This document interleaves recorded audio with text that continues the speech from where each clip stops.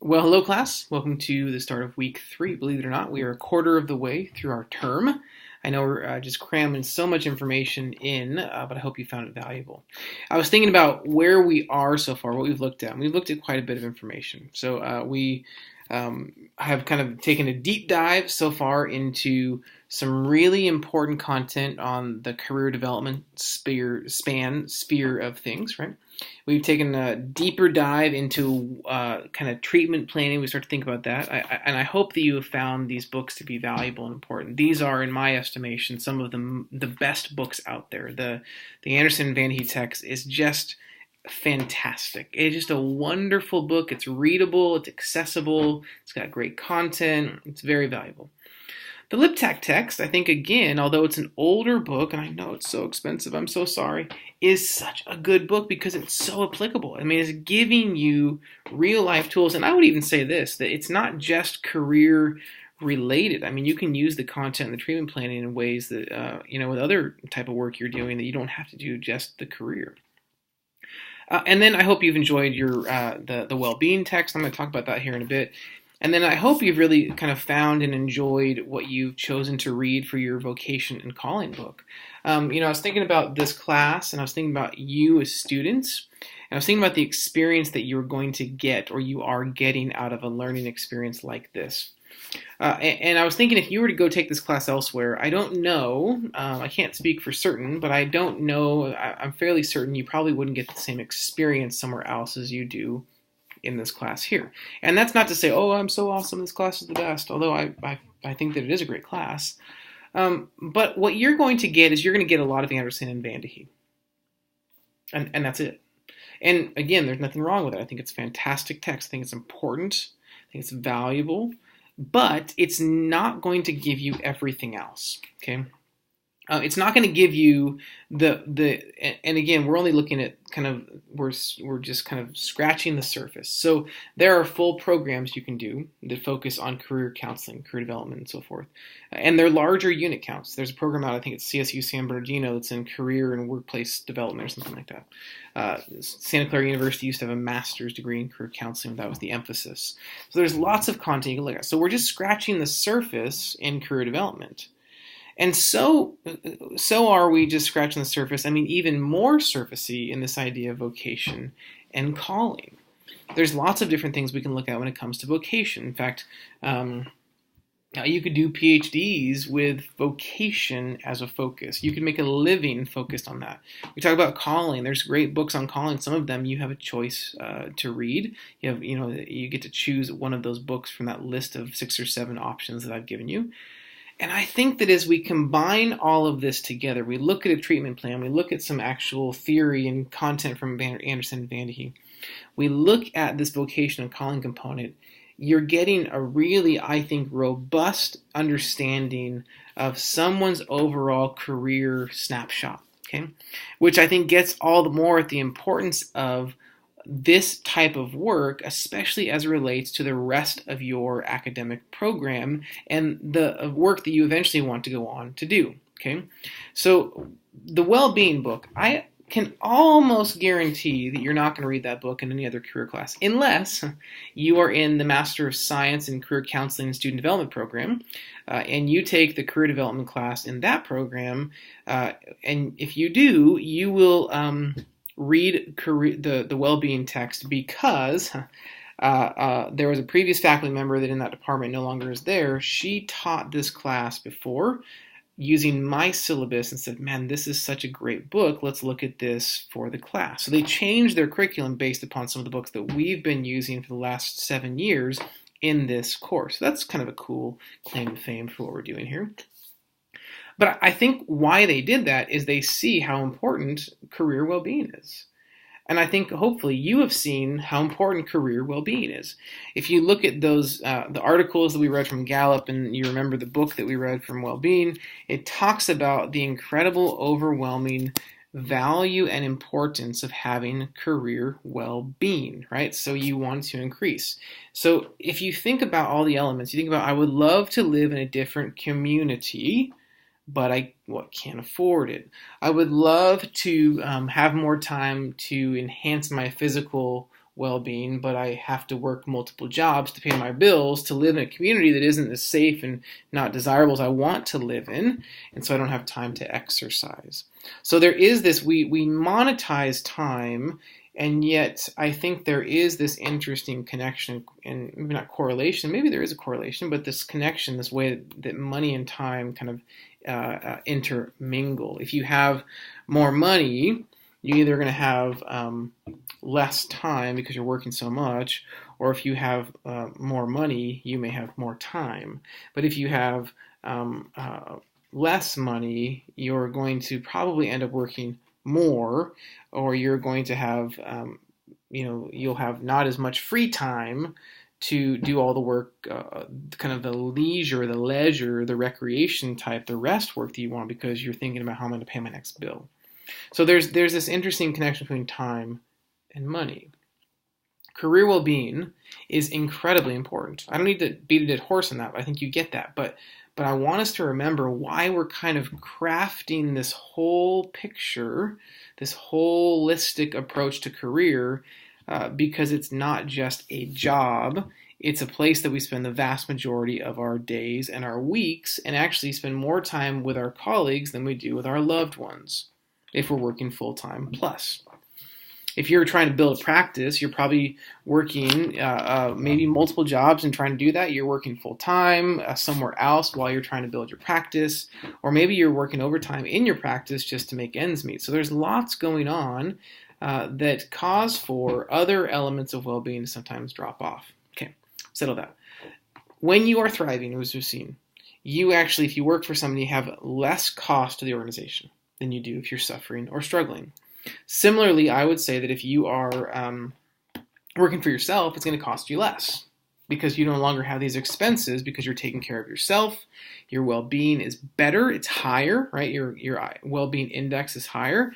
You're more successful. There's a direct correlation between your personal level of well-being and your professional well-being. I heard a podcast, and it was a musician, so interesting connection here, but talked about how he has chosen to tour very little on the year. And the reason is, it's not because he doesn't want to make money, or he makes enough money on record sales, but he said that when he is away from home, he has 4 kids, and away from his wife, his overall kind of, he doesn't use these words exactly, but basically his overall well-being goes down. And so if personally he's not doing as well because he misses his family, he's not with his loved ones, he's not getting that time, to cherish his family, he talks about how his performance actually decreases. But then he talks about how if he wants to perform at a higher level, if he wants his songwriting to be, really thoughtful and meaningful lyrical content, and his musicianship to really increase, he has to be in a place with his family to where he's being fed. He has time to, he's bought a farm, and he has time to roam the farm with his animals and just kind of walk and run and be with kids and play and school and learn and all that. And that actually feeds his soul, which in turn feeds his music. And so we are the recipients of a high quality musicianship and lyricism because he has made a decision to not work as much or to tour as much. But he's made this decision that says, this is the threshold of how much I need to make. And so I figured out how I can make this much money and have as much time at home as I possibly can. And I think that there is this connection that says, the better my outputs, my production value on my music is, the more money will be spent on record purchases, on streaming and all of that, so that I don't have to travel as much, because really money is made on merchandise and in concerts. It's not made on CDs. But if you have an equation, you can be really creative, and this individual has been very creative in that. And I think the same is for us. We are so busy. We're bleary-eyed. We're neglecting the importance of Sabbath and rest. And so all of our well-being elements are decreasing. And even when we're doing well financially because we're doing well in our career, other elements are suffering. So there is a threshold. When do we say enough is enough? And these are the questions that you're going to engage in. Maybe even perhaps you've engaged in them on a personal level so far in this class as you think about, okay, so what does this content mean for me? Or maybe you saw your overall well-being index and you go, oh no, I need to make some adjustments because I'm suffering, or maybe even some of you said I'm struggling and I want to be over on this side of the equation because I know that the ramifications for thriving actually are, 10, 100-fold going to increase my overall well-being in every other area of my life. So again, I hope you're seeing these connections. And I hope you're thinking, because we're going to have some conversation here, what is my role as a career counselor? What is the role of somebody who's doing this work in helping other people to have an increased level of well-being themselves? Okay, so we have a lot to cover this week. So you'll get into the syllabus, look at the content, read the texts. You've got, I believe you have a case study, discussion, and a LibTac 321. I wanted to respond to one question that a student asked that I thought was just really great question. And if we have time, I'll look at two of them. But one of them was this. This is, if people are inaccurately acquiring information about their career, self, and working world, how effective would the various assessment tools be in accurately reflecting the needed information required to make a wise choice? What a great question. I love that question because it speaks to a lot of, am I getting the right information to make the right decision? But here's what I would say too. And I mentioned it briefly last week. Maybe you caught this. You don't need to be experts in everything that you learn. Okay, and you're like, well, yeah, duh, I know that. Whether it's in the traditional clinical psychology, your therapy work, your studies, and all of that, or in this course itself. But you do need to know about things. Okay, you need to know enough about this. And here's why I would say that's really important, because you're going to engage in discussion with clients, and they're going to look at assessment results as gospel truth. They will. They'll take their Myers-Briggs type indicator and they will get an introvert, their eye, and they'll go, well, I can't have any jobs where there's a high extrovert, personality type. It's not true. None of these assessment types, and I hope I'm getting to the answer that you're looking for in this question, none of these assessments are gospel truth. And we'll talk about this later on in the term as well.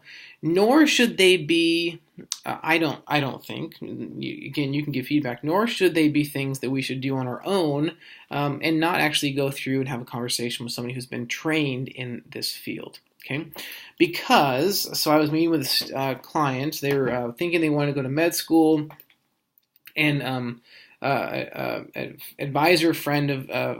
friend of mine who's their medical school advisor, he referred this student to me and said, I think you need to talk with the student because I don't think that med school is for them.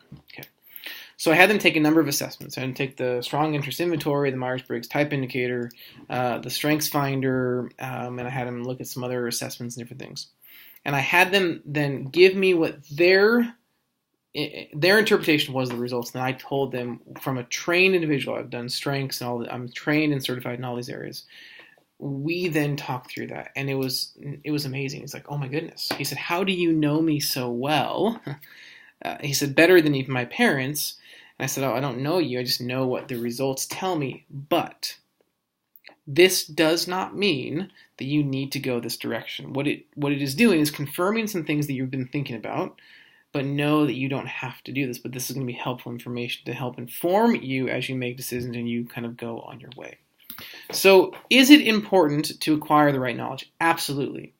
Is it important to then think about what you've acquired and put into kind of this assessment content and results? Absolutely.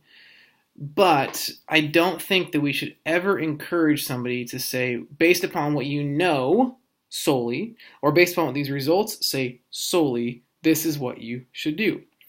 I think we look at them and we say, okay, here's what the results are telling us. Let's talk about this. Let's pull this information out. Let's go through a process and ask a lot of questions, and then hopefully we'll get some answers to what's our next step. Okay, so it's a great question, and I hope that people will be looking in the right places to get this content. I hope they'll be coming to people like me and you to get information, to ask questions. And then there's going to be those that maybe don't have the opportunities, and so how do we create those opportunities and provide this content for those that need it is the really important question. So great question. So thanks for that. I'll have grades updated by the end of this week. Hope you have a great week in your discussions, in your case studies. Enjoy the learning, and we will see you online.